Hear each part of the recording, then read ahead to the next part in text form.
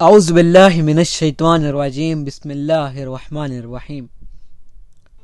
ایک دفعہ ہارون رشید نے اپنے وزیر سے کہا کہ میں چاہتا ہوں کہ ایسے شخص سے ملاقات کروں جو صحبت رسول خدا میں بیٹھا ہو اور رسول خدا سے کوئی حدیث سنی ہو تاکہ وہ رسول خدا کی حدیث کو نقل کرے۔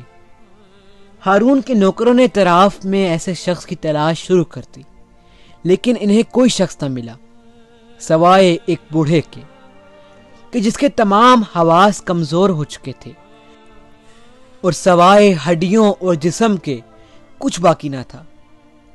اسے ایک ٹوکری میں بٹھا کر نہایت عزت و احترام کے ساتھ ہارون کے سامنے دربار میں لایا گیا۔ ہارون بہت خوش ہوا کہ اس کا مقصد پورا ہو گیا۔ ہارون نے کہا، اے ضعیف، کیا تم نے خود پیغمبر صلی اللہ علیہ وآلہ وسلم کو دیکھا ہے؟ بوڑھے نے عرض کی، جی ہاں۔ ہارون نے کہا، تو آپ نے کب رسول خدا صلی اللہ علیہ وآلہ وسلم کو دیکھا تھا؟ اس نے عرض کی، وہ میرا بچپن تھا کہ ایک دن میرے باپ نے میرا ہاتھ پکڑا اور رسول صلی اللہ علیہ وآلہ وسلم کی خدمت میں لے گئے۔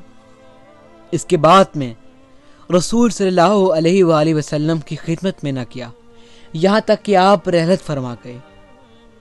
ہارون نے کہا، بیان کرو، اگر اس دن رسول صلی اللہ علیہ وآلہ وسلم سے تم نے کوئی حدیث سنی تھی؟ اس نے عرض کی، اس دن رسول اکرم صلی اللہ علیہ وآلہ وسلم سے میں نے سنا تھا کہ آپ نے فرمایا، انسان بوڑھا ہو جاتا ہے مگر اس میں دو صفتیں جوان رہتی ہیں، ایک حرص اور دوسری لمبی آرزوئیں۔ ہارون بہت خوش ہوا۔ اس نے حکم دیا کہ ایک تھیلی دینار کی اسے انعام کے طور پر دی جائے اور حکم دیا کہ اسے واپس گھر پہنچایا جائے۔ جب غلاموں نے چاہا کہ اسے باہر لے جائیں تو اس بوڑھے نے اپنی کمزور آواز کو بلند کیا اور کہا کہ مجھے واپس دربار میں ہارون کے پاس لے چلو، مجھے ہارون سے ایک بات پوچھنی ہے، پھر اس کے بعد مجھے باہر لے جانا۔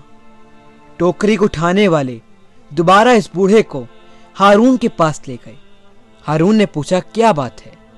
بوڑھے نے عرض کی، اے بادشاہ، یہ فرمائیے کہ یہ انعام اس سال کے لیے ہے یا ہر سال عنایت فرمائیں گے؟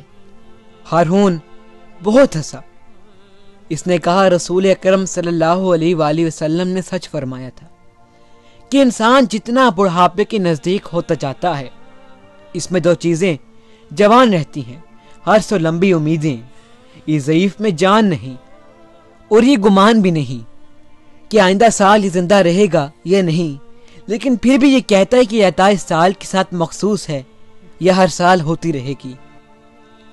مال کی حرص اور لمبی امیدوں نے اسے یہاں تک پہنچا دیا ہے، لیکن پھر بھی یہ اپنی عمر کی پیشن گوئیاں کرتا ہے اور دوسروں کے احتیاط کی تلاش میں ہے۔